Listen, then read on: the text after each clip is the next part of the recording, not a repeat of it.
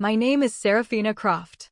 For most of my life, I believed that the foundations of a person were built from the stories they were told, the memories they inherited. I am an architect, so the metaphor of foundations has always resonated with me. I design structures meant to stand for a century, homes where families will weave their own narratives. My own foundation, I thought, was solid bedrock. I lived in Portland, a city of bridges and roses, where the air often smelled of damp earth and pine. My husband, Julian, a history professor at Reed College, was my quiet harbor, his love a steady, unwavering light. And our daughter, Arya, at 6 years old, was the sun and the moon and all the stars in our sky. Our life was a blueprint of contentment, drawn with careful, loving lines. We lived in a restored craftsman bungalow in the Laurel Hill neighborhood, its dark wood trim and broad front porch a testament to a slower, more deliberate time. Mornings were our sacred ritual. While the Oregon sky cycled through its palette of pearlescent grays, I would sit at our small kitchen nook, sketching ideas in my Moleskine, the aroma of Julian's freshly ground coffee filling the air.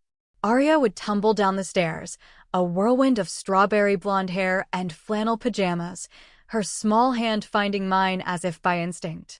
"Morning, my little songbird," I'd say, and she would climb into my lap, her warmth a comfort against the morning chill. "Did the crows say good morning back to you today?" she'd ask, her eyes wide with the magic only a child possesses. It was our little game. From her window, she could see the old Douglas firs where a family of crows held court, and she was convinced I could speak their gravelly language. Julian would emerge, smelling of soap and old books, and press a kiss to my temple. "The Visigoths await," he'd say with a wry smile before turning his attention to Arya. "And how is my favorite historian this morning? Ready to make some history at school?" This was the structure of our happiness. It was strong, beautiful, and, I believed, unshakable. Most importantly, it was buttressed by my family, my mother, Eleanor, and my younger sister, Isabel. They were the steel reinforcements in my personal architecture, the ones I turned to without a second thought.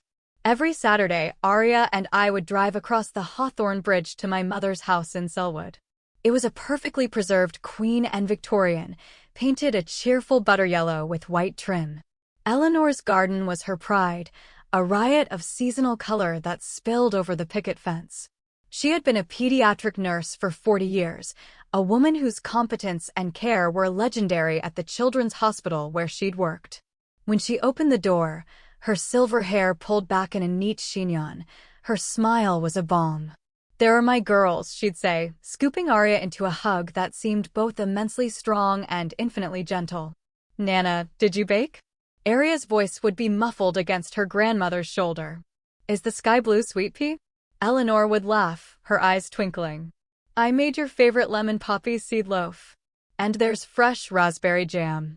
Inside, in a living room filled with floral prints and the soft ticking of a grandfather clock, we would find Isabel. My sister was a freelance photographer, a creator of beautiful, fleeting moments.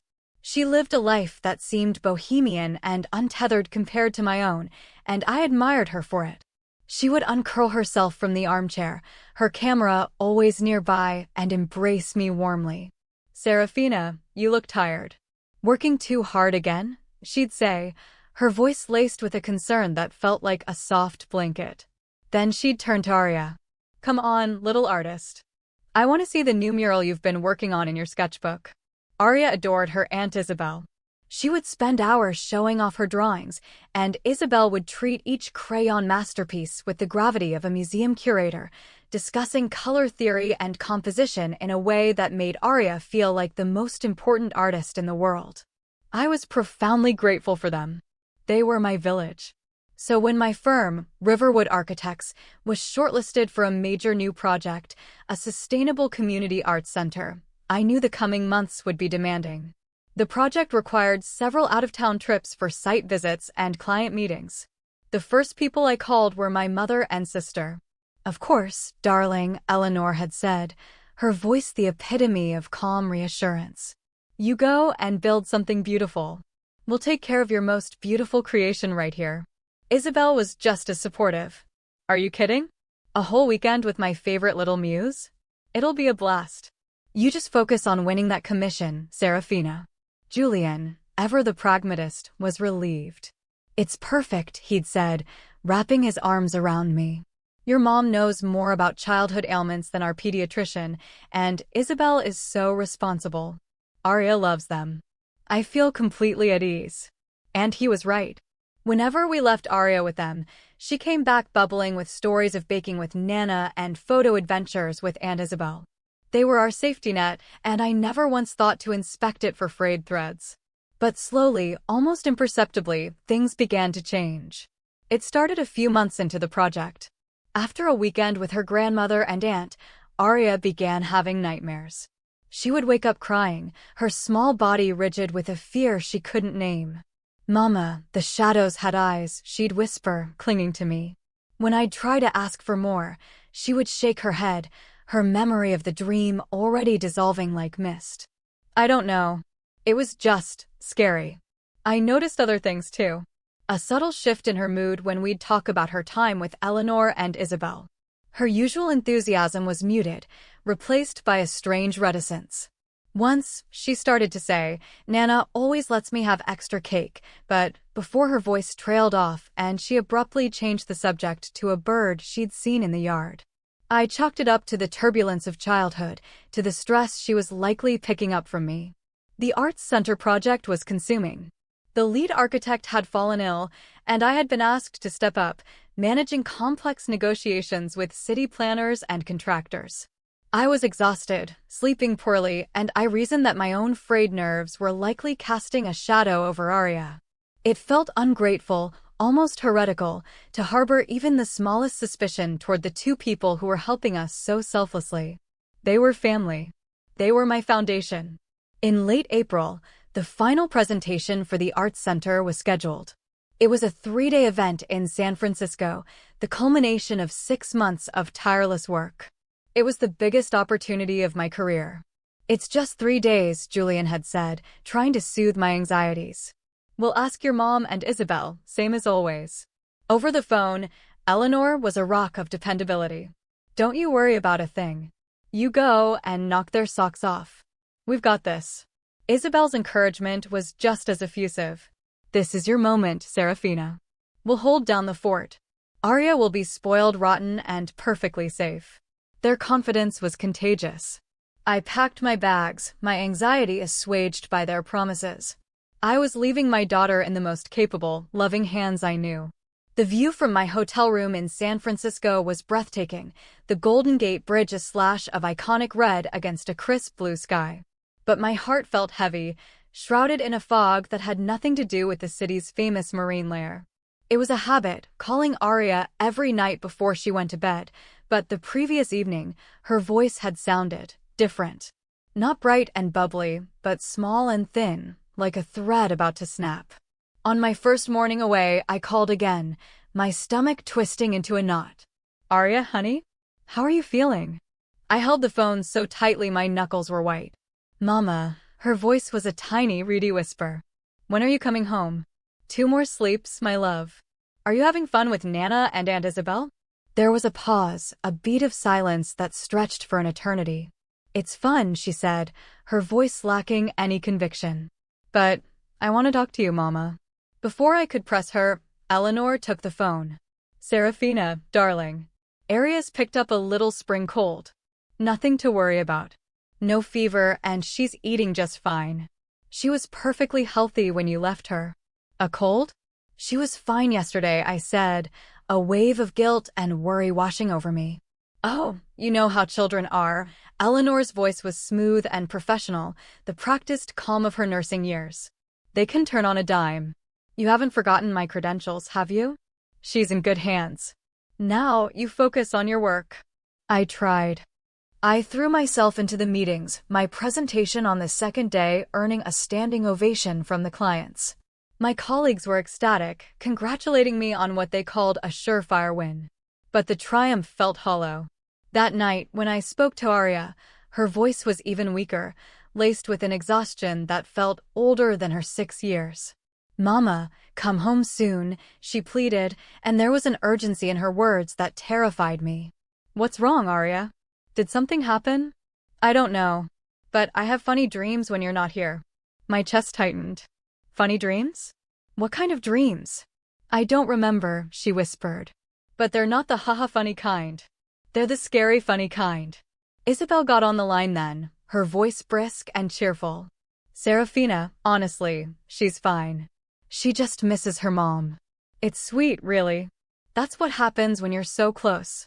But her voice sounds so strange, Isabel. She's just tired. We had a huge day, went to the Oregon Zoo and everything. She'll be right as rain tomorrow, I promise.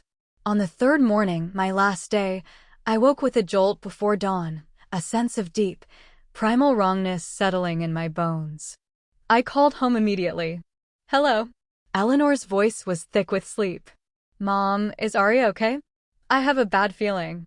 Serafina, for heaven's sake, she sighed, a hint of exasperation in her tone. You're being overwrought. She's sleeping like an angel. It's just the stress of the project getting to you. Arya is having a wonderful time. We'll see you tonight, won't we? The flight back to Portland was an exercise in torment.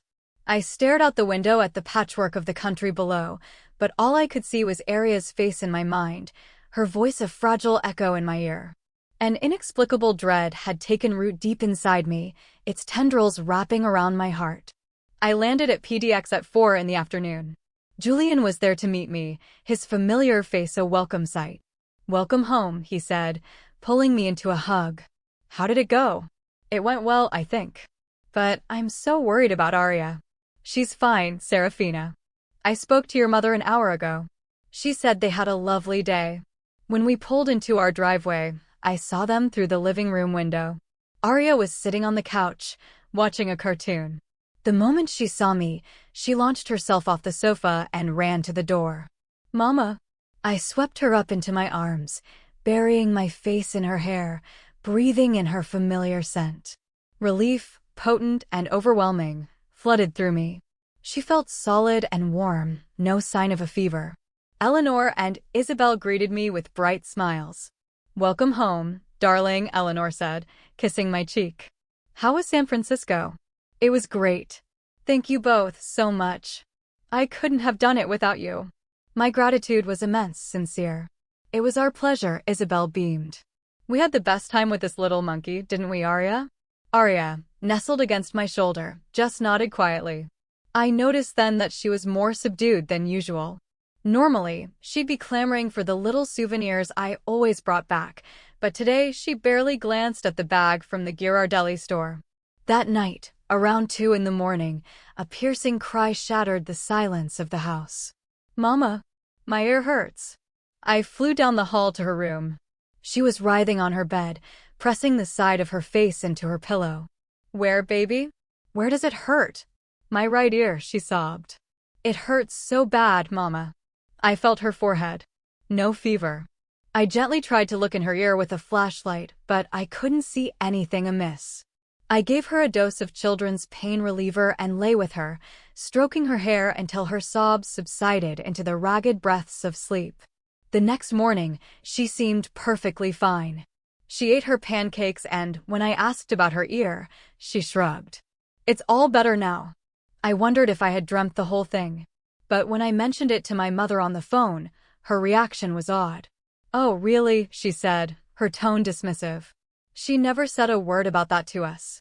She was in so much pain, Mom. Well, children do get a bit dramatic when Mama comes home, don't they? A little play for attention, most likely. Isabel, who was there with her, echoed the sentiment. She was probably just lonely while you were away. You're worrying too much, Serafina. You need to relax. A few days later, the pain returned. It was late afternoon, after she'd come home from school. Mama, my ear hurts again, she cried, tears streaming down her face. This time, the pain didn't fade. It lingered through the evening, and by bedtime, she had a low-grade fever. The next morning, I made an appointment with her pediatrician. Dr. Lena Petrova examined Arya's ear thoroughly. I don't see anything glaringly obvious, she said, her brow furrowed. There's some mild inflammation in the canal, but nothing that would typically cause this level of distress. It's not uncommon at this age. Let's prescribe some antibiotic ear drops and keep an eye on it. If it worsens, bring her back. I left the clinic feeling marginally better. But Aria's listlessness continued. She picked at her food and had little interest in her toys.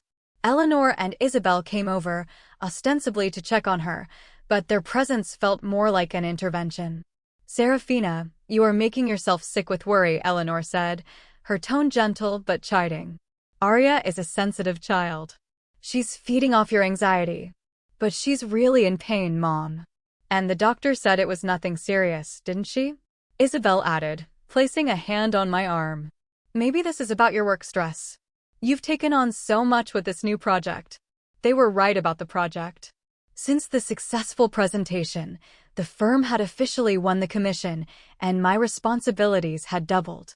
Their words were like seeds of doubt planted in the fertile ground of my exhaustion.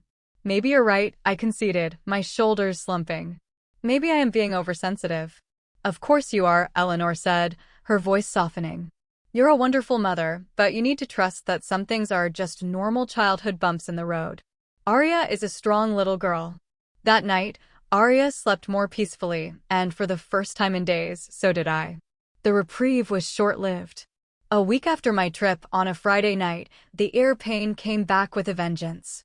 This time, it was terrifying. Aria was screaming, rolling on the living room floor, clutching her right ear. "It hurts. It hurts. Make it stop," she shrieked, her face contorted in agony. I tried to hold her, to comfort her, but she was thrashing too violently. Julian rushed home from a late faculty meeting, his face paling at the sight of our daughter's suffering. "This isn't normal, Serafina," he said, his voice grim. "We need to go to the hospital. Now." As I was getting our coats, my phone rang. It was my mother. "Serafina, Julian just called me. I hear Aria's having another spell, but you can't be serious about the emergency room. It's the middle of the night. You're overreacting. Mom, you can't see her. She's never been like this. Children are prone to exaggeration, darling." In 40 years of nursing, I saw it 1,000 times. Eleanor's voice was full of unassailable authority. "They'll just make you wait for hours and send you home." Isabel's voice joined in on speakerphone. "You really do have a flair for the dramatic, Serafina. She's probably just putting on a show. Does she get a prize for being the best little actor?" "It's not an act." I snapped, my voice cracking. "My daughter is in real pain." "Calm down, Serafina," Eleanor soothed. "Your hysteria is only making it worse for her. A mother needs to be the calm in the storm." But Julian had heard enough. He took the phone from my hand.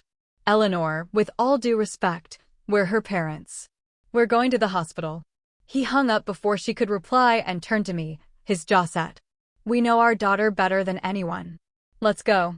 At midnight, we were in the OHSU emergency room. Aria's cries had subsided to whimpers, punctuated by her asking, "Mama, what's that buzzing sound in my ear?" A tired-looking resident gave her a cursory exam. "Looks like some otitis externa, swimmer's ear," he said, writing a prescription. "Nothing urgent. See an ENT specialist on Monday if it persists." We went home with stronger pain medication, but it barely touched the pain. All through Saturday and Sunday, Aria was miserable, crying on and off. I was a ghost, haunting the hallways of my own home, surviving on coffee and fear. On Monday morning, I made a decision. I wasn't going back to our regular pediatrician. I called the city's most respected otolaryngology clinic and booked the first available appointment. My mother called as I was getting Aria ready. "There's no need to see a fancy specialist, Serafina," she insisted. "Dr. Petrova is perfectly competent. The pain isn't stopping, Mom. I need a second opinion. You've been different lately, Serafina. So distrustful. It's not like you. Poor Aria, having to deal with all this anxiety. Don't you trust us?" Isabel asked, her voice tinged with hurt. "We've only ever tried to help." I hesitated. Their words, as always, were aimed at the heart of my self-doubt. But something had shifted in me over the weekend. A primal, maternal instinct had finally pushed through the fog of gaslighting and exhaustion. It was a clear, cold certainty that something was profoundly wrong. "I'm sorry," I said, my voice steadier than I expected. "But I'm trusting my gut on this one."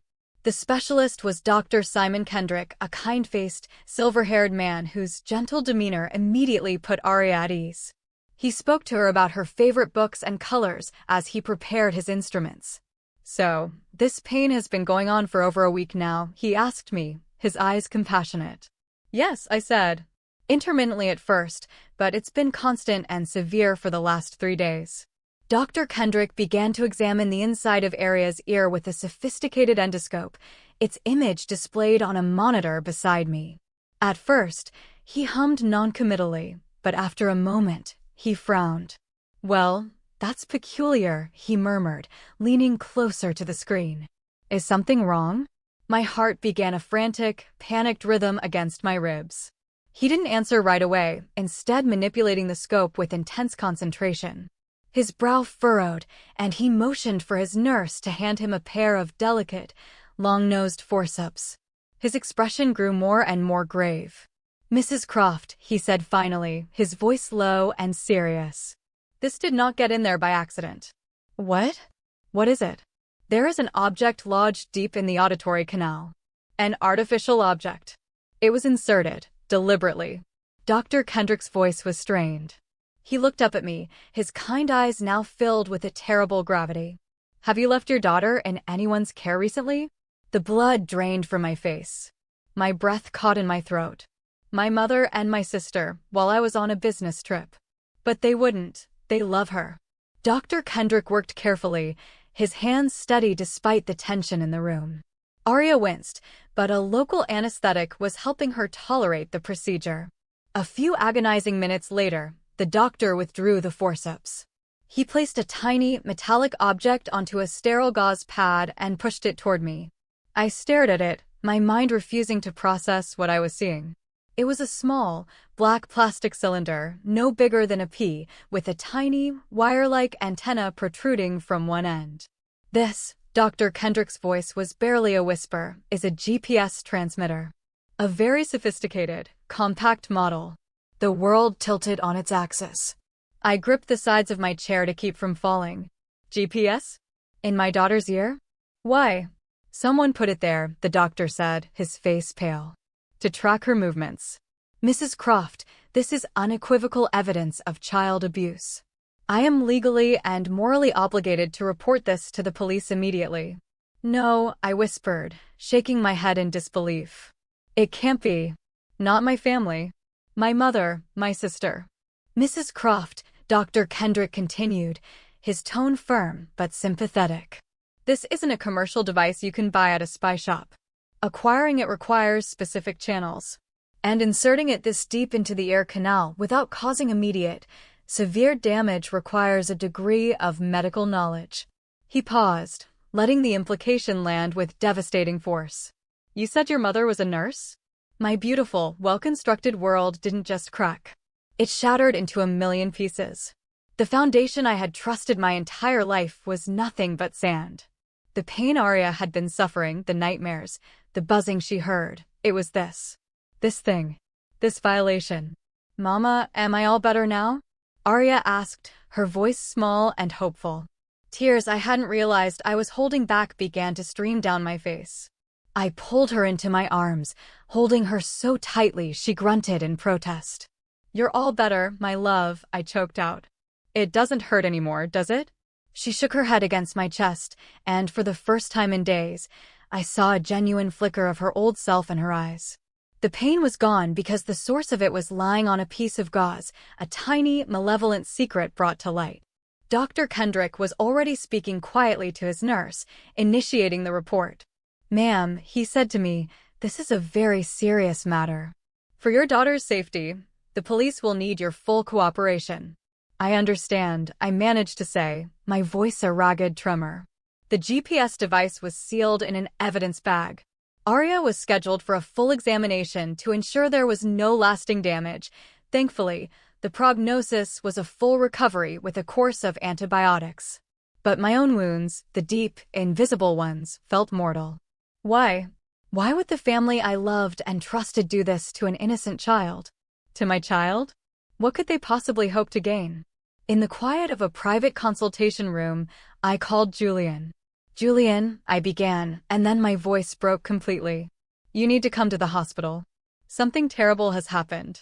When he arrived, his face etched with worry, I explained everything, my words tumbling out in a torrent of horror and grief. He stared, disbelieving, until Dr. Kendrick came in and confirmed the story. Then Julian's disbelief curdled into a cold, hard rage. I can't believe it, he breathed, his hands clenched into fists. Eleanor and Isabel, they did this to Aria. The police are on their way, I whispered. Our family, it's over. Detectives Grant and Lee from the Portland Police Bureau's child abuse team arrived that evening. They were seasoned professionals, but their expressions were grim as they examined the photos of the tiny transmitter. Mrs. Croft, Detective Grant began gently, before this device was found, did you notice any behavioral changes in your daughter? I recounted everything, my voice dull with shock. Aria's nightmares, her sudden reticence, her veiled comments, her fear. The puzzle pieces, which I had been trying to force into a picture of normalcy, now clicked into a monstrous new image. This device is a high-end GPS/audio bug, Detective Lee explained, studying his notes. Real-time location data, plus it can be activated to transmit ambient sound. It's not something you order on Amazon. You have to know who to ask. Who would do this to my little girl? Julian's voice was thick with fury. That's what we're going to find out, Detective Grant said, pulling out a laptop and some specialized equipment. Every transmitter sends its signal to a receiver. Let's see where this one was calling home.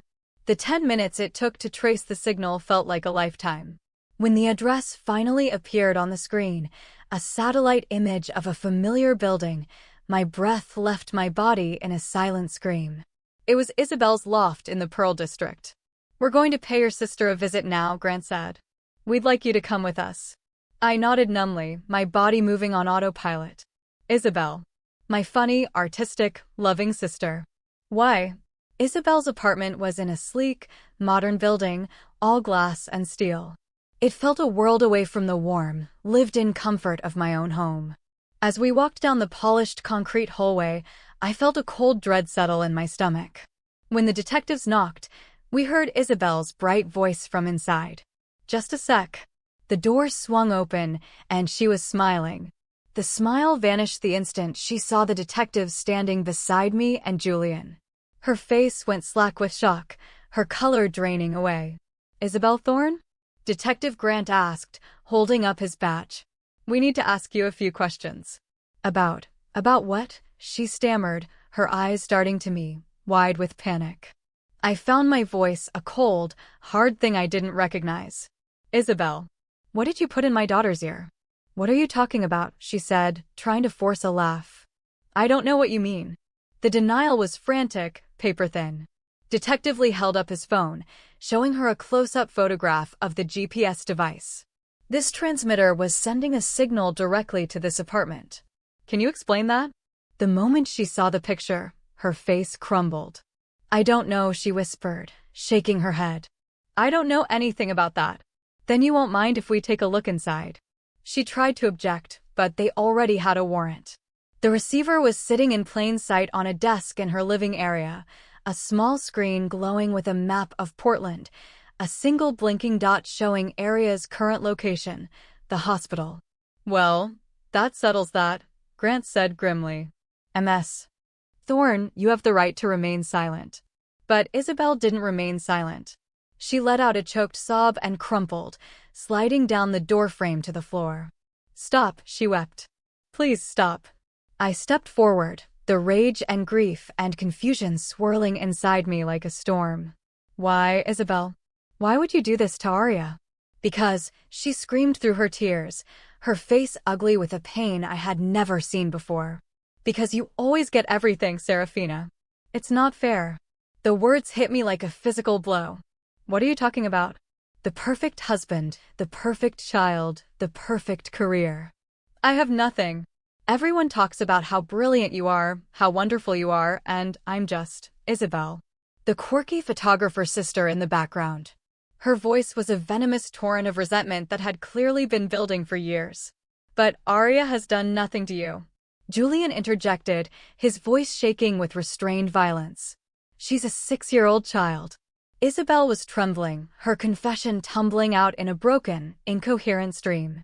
At first, I just wanted to scare you. To mess with your perfect life. I thought, if I knew where Arya was, I could stage a little disappearance. Just for a few hours.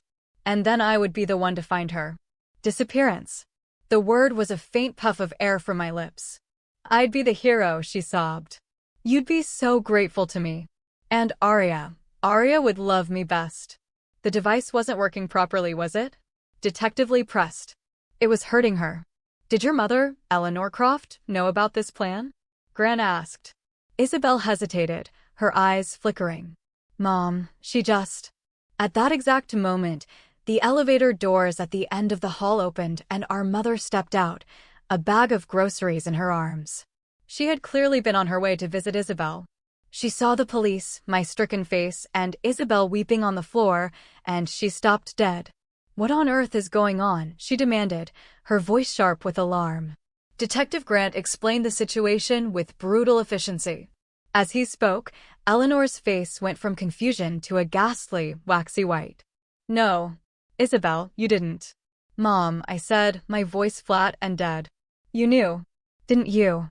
A long, terrible silence stretched out. Then, Eleanor's shoulders slumped, and she began to speak, her voice a fragile whisper. I felt so sorry for Isabel. You have so much, Serafina. A husband, a child, a career. She's all alone. So you helped her? Julian's voice was incredulous. I helped her a little, Eleanor whispered. I just wanted my other daughter to have a chance at happiness. Putting a tracking device in your granddaughter's ear is helping her? I shrieked, the last of my control shattering. It wasn't supposed to be like this. Eleanor started to cry. I used my nursing knowledge. I told her how to insert it with minimal risk. But it went wrong. It must have shifted. The plan was for her to take Arya from the park and find her an hour later. No one would have been hurt. You were monitoring my daughter for weeks, I said, the horror of it sinking deeper. Listening to her. I'm so sorry, Serafina. I'm so sorry. They both wept, their apologies a meaningless noise in the face of their monstrous betrayal. Detective Grant stepped forward, his face impassive as he produced 2 pairs of handcuffs. Eleanor Croft, Isabel Thorne, you are under arrest for conspiracy, aggravated child abuse, and attempted kidnapping. As I watched my mother and sister being led away in handcuffs, the strength drained out of my legs, and I would have collapsed if Julian hadn't been there to hold me up.